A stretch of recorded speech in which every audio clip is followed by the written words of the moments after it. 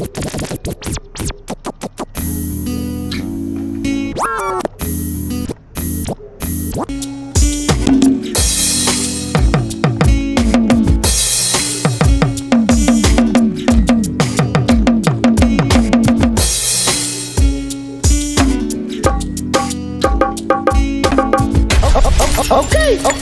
It's your hostess DJ Don Genius, spinning the wheels of steel.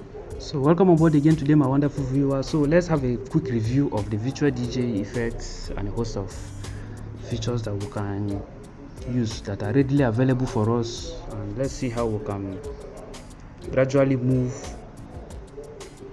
into building it and having some other interesting features attached to it. So I'm starting it on a very low key, you can clearly see. So for you to be good into DJing, you first need to have a very good knowledge of the equipment you are using. That is the number one thing. So no matter how good you become, whether now or in the future or 100 years to come, so don't depend solely on what you know today. Just as you can clearly see if you watch my video, there is constant improvement every now and then. So for the case of DJing, is the same thing is applicable. Some years back, nobody knew that you can use drum pads on DJ equipment like this, but today you can see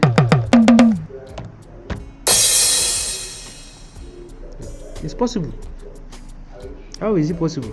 A lot of resources are invented in building this equipment and also making it available. So for the aspect of the virtual DJ, when you look at it, we have two controllers, one by the left and one by the right. So you have your mixer, which is in the middle here. This part takes care of doing the mixing for you. This is just like your mixer, where you play around with the crossfader, the volume level and your gains. So all these things are very, very important for you. So knowing the role of each at whatsoever time that you'll be using it is integral to how you'll be able to manage your sounds, how you'll be able to blend it, how you'll be able to move from one track to another.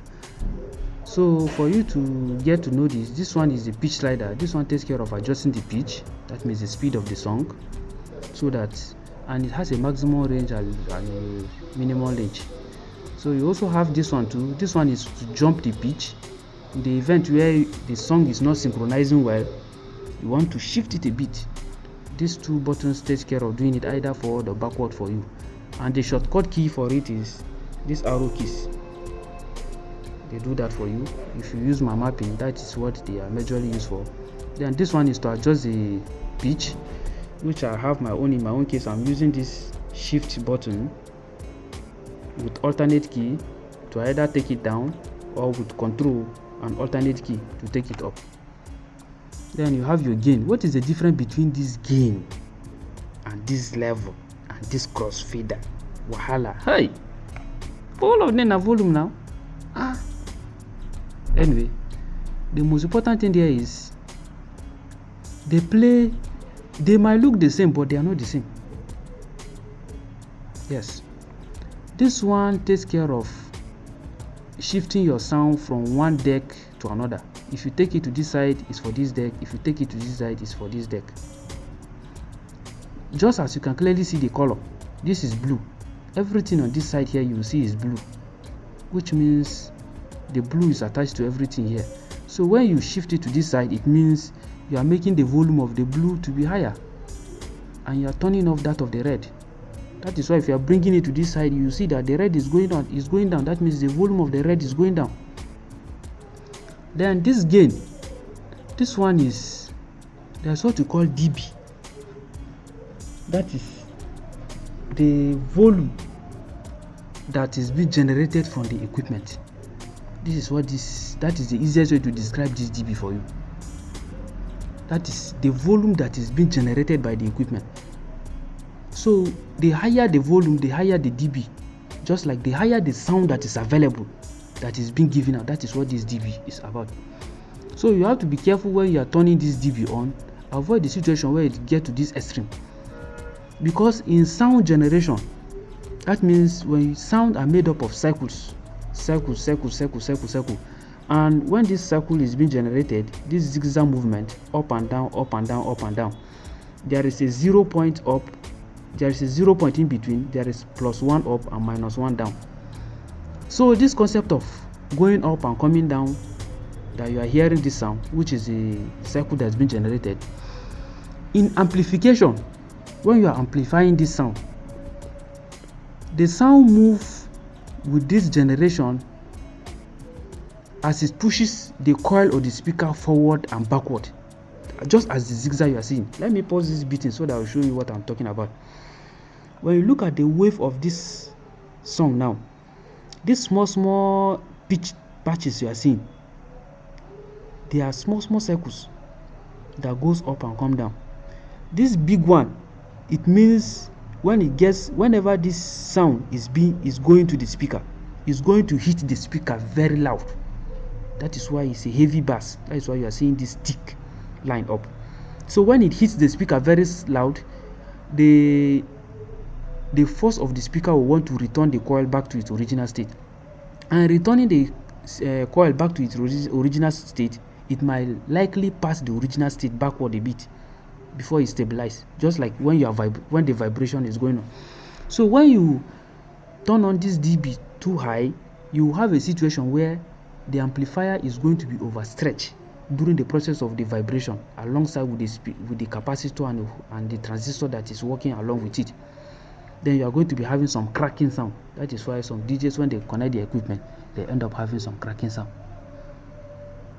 So ensure you have this stable sound, because the capacitor has a maximum volume of voltage it can carry.